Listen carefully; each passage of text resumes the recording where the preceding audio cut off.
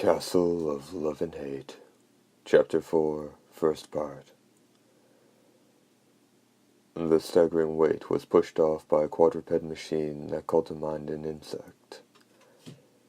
The entire thing was colored gold, apparently in keeping with the tastes of Gilson, who sat in the driver's seat. Looking down at the group from a height of over 8 feet, he said, "Under the laboratory was where I stored my mobile weaponry. What will you do, Dee? Care to tangle with this for a few laughs before we get to chatting?" He coupled his taunt with abuse, but Dee wasn't the kind of young man to walk away from a challenge. He stepped forward without a word. As a cold, eerie aura radiated from him, the huntress and the shadow woman could only look on frozen. The insectival weapon seemed to be crafted from special alloys. Even with Dee's incredible swordsmanship, it didn't look like a very even fight. This isn't necessarily a weapon I had intended to press into service. Using the knowledge and technology I gleaned from the miserable aliens, I put it together on a lark. When Gilson's voice was heard from the control pod of the machine, it failed to convey the usual deadly air of ambition. Now a heavy, languid air drifted steadily from the noble, called the most abhorrent in the entire history of the nobility. One of the machine's front legs clanged forward. Dee didn't move. His right hand was still reaching for his hilt. The instant his opponent betrayed its next move, that same hand would surely go into deadly action. Perhaps confident of his overwhelming physical superiority, Gilson said nothing as he advanced in the machine. As its front legs moved forward with motions more fluid than those of a human being, a silvery glint shot out, unaccompanied by any battle cry. The streak of light called to mind the arc of a supernatural blade. Lilia cried out. A metallic leg had been lopped off at the joint, before the knee of the severely listing machine could make contact with the ground. A brownishy cord gushed from the joint, slapping against the floor. Dee kept his sword low, not moving. "You lousy piece of trash." The cockpit opened and a golden figure flew out, taking the form of Gilson when it landed. "You deserve to die." He kicked the nearest leg, and the gigantic machine rolled over with a rumble. "What's this?" Lilia said, amazed. This was supposed to be alien technology? "Guess it wasn't at the testing phase, eh?" Gilson reacted to the hoarse voice, saying, "Applied technology, you see. A piece of junk from 10,000 years ago. I, however, am another matter." His scepter was extended toward Dee. "Ah, that's right," Gilson said. "Beam weapons don't work on you. Well then, tangle with this." He gave his scepter a swing. The opposite end grew over 6 feet, and from it appeared a spearhead over 18 inches long. Lilia stepped forward, saying, "Dee, leave this to me." "Sure thing."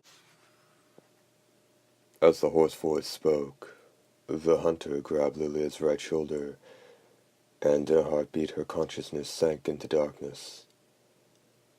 Quickly scooping up the slumping figure, Dee artlessly tossed her onto the floor to one side and made a leap. The blade he had raised high whistled as it drove for Gilson's head. The spearhead parried it. A strange sound came from the palm of Dee's left hand, making the nobleman's eyes go wide. Gilson staggered. The spear had broke in half, and the noblet should have protected sprayed fresh blood from his head all the way down to his solar plexus. Landing like a supernatural bird, Dee closed on Gilson. After splitting his head, would the hunter now deal the coup de grace? Or would he... There was a thunk, and Dee leapt back. Lilia gasped out loud. The instant she'd regained consciousness, she'd witnessed Gilson's scepter piercing Dee's chest. As Dee's right hand held his sword in line with the nobleman's eye, trickles of red began to drip from the corners of the hunter's mouth. Gilson's blow had broken his ribs, and they in turn had punctured his lungs. Putting one hand over the split in his head, Gilson slid it smoothly down his face. When it came away again, the cut had vanished. When it comes to the life sciences, we're slightly ahead of them, Gilson said. Unlike our kind, they have a limited lifespan. As a result, they strove to achieve immortality through science, and to some extent they achieved it. I applied their science to myself. As you've just seen, your blows don't affect me, Dee. As Gilson's massive frame took a tentative step forward, the air seemed to recoil. This is serious trouble, the hoarse voice said from the vicinity of Dee's left hip. Run for it. Or that's what I would tell you. But it's probably not going to do any good. Anyway, run for it. Naturally, Dee was unmoved by the cries from his left hand. For her part, Lilia drew her sword. Leave him to me, she said, her eyes giving off a red glow, the glow of a vampire. Dee, I was bitten by this clown. I gained his powers, his alien powers too. She was about to leave without even waiting for the hunter's response when a silvery serpent stretched toward her chest. Stay out of my way, Dee said. If you don't, I'll cut you down. That was how Lilia read him. The sword tip against her chest pulled back far as the hunter braced his longsword for action. Fine. You're the competition. Let's see once and for all how we should divvy up the cake, okay? A falling out among colleagues. Gilson laughed. Very well. I shall wait. Whichever of you wins, it'll undoubtedly leave me with one less hindrance. However, let me say this. The nobleman's eyes were the color of blood. Woman, I decided something when I first laid eyes on you. You are to be my new guard. Now, use all the power at your disposal. Try to slay Dee, however, you do so by my will. As the nobleman said that, every trace of emotion drained from Lilia's face, expression as vacant as a no-mask. The huntress and her sword were tinged with a terrific supernatural aura. It was a mix of Gilson's unearthly air and the alien's vitality. And now, it had made a foe of Dee. More trouble, eh? The hoarse voice could be heard remarking with disgust. Dee's sword swung back to Gilson. Did he not know that Lilia was behind him and off to one side, her long sword raised high?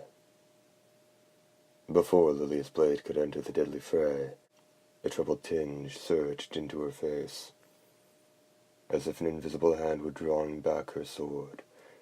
Lilia pushed desperately against the weapon, trying to back away. Dee, you know what's happening, don't you? She said, iron words forged in her heart falling from trembling lips. This isn't my doing. Gilson's blood is at work. You see, I'm begging you, Dee, kill me. Quickly. Lilia's fierce will must have allowed her to break the spell of the noble's blood. However, her face instantly went blank again. Her boots trod across the floor, one leg pushing the other forward. One step, then another. Dee made no attempt to turn and face her. Was he completely focused on Gilson, or did he have faith in Lilia? No. No matter what happened, he undoubtedly considered her not worth the trouble. However, at that moment he coughed, and fresh blood spattered against the floor at his feet. Lilia closed on him. Her eyes were those of Gilson. At that moment, Lilia put incredible strength into her lower body, and was about to charge forward, when she looked up and off to the right. Just then, Gilson had turned in the same direction. A klaxon was ringing. Display, Gilson commanded.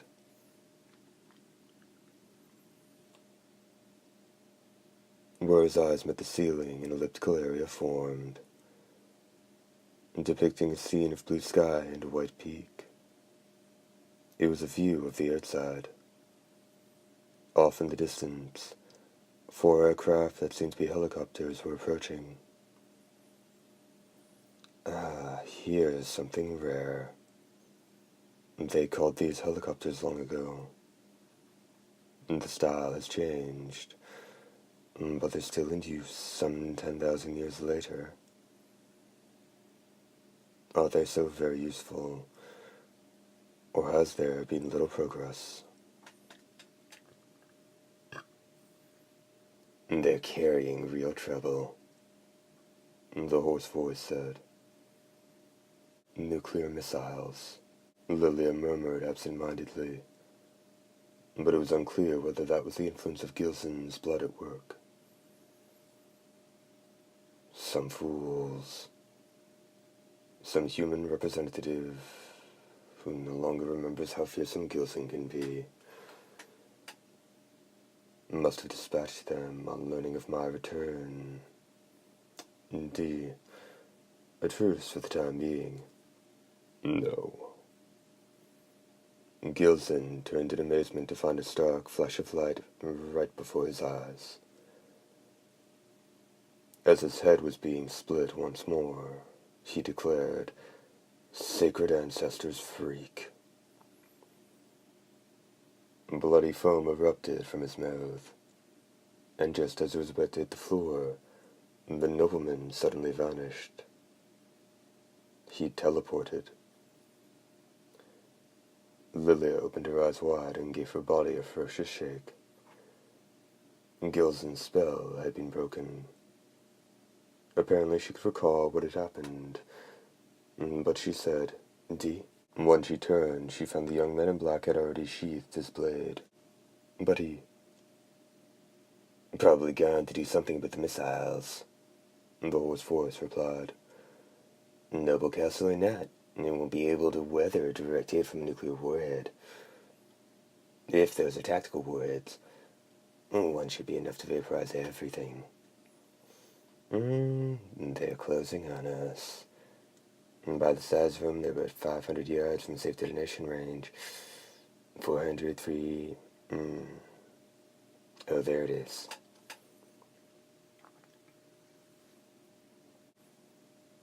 from the bottom of the helicopters that had just become recognizable to the average human eye. Black objects dropped in unison, white smoke trailing in their wake. They impacted in the center of the mid-air screen. Lilia balled her hand into a fist. The screen glowed white. 1,000,000 degrees of burning white light engulfed not only Gilson's castle, but the entire peak known as White Devil Mountain.